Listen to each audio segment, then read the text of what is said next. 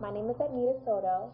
I am a member now of Hickory Ridge Community Church, and they asked me to do this video. OMG, I have tissue just in case I cry. Before I met Christ, well, the thing is, I was born and raised Catholic, so in my heart, I always had a relationship with God. I knew that there was this big guy up there that kind of listened to me and heard my cries, and I always had a relationship with him, but I really didn't know him like I know him now. But back to that, I was taken away from my parents at the age of 9 and 10, my siblings and I, due to drug use. And I can't complain, although the situation was really, really bad for us. I was never abused by any of my foster parents. It really sucked for me more emotionally than physically. I prayed a lot during those times, even though I was young. And, I just asked God to just let me go back with my mom. And, well, my dad was incarcerated, so really he was not a factor at the time, but my mom and my great-grandmother. And it was really, really tough. But all in all, it never happened. But one of my foster moms, my very first mother, she was a Christian, a Pentecostal. And I loved going to church, and I loved, just worshiping God. And still and yet, I didn't give my life to Christ. I just didn't know any better. I didn't know what it was all about. So as I grew a little older, I went to my second home, and I lived there for a very short period of time. But my third home, which was my last home, it was myself, 3 of my blood siblings, which was a blessing because she, agreed to take all of us all at one time.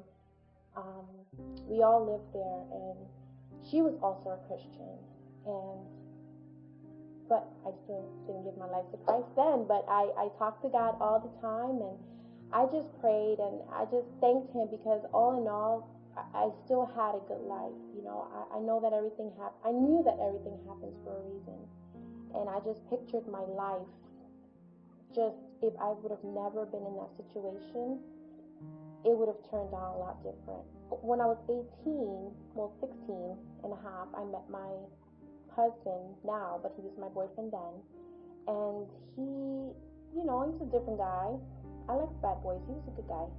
And I said, let's give it a shot, whatever. But, we had a long road, and we matured a lot. But in the process, also, we had a lot of immaturity, a lot of nonsense, a lot of being of the world.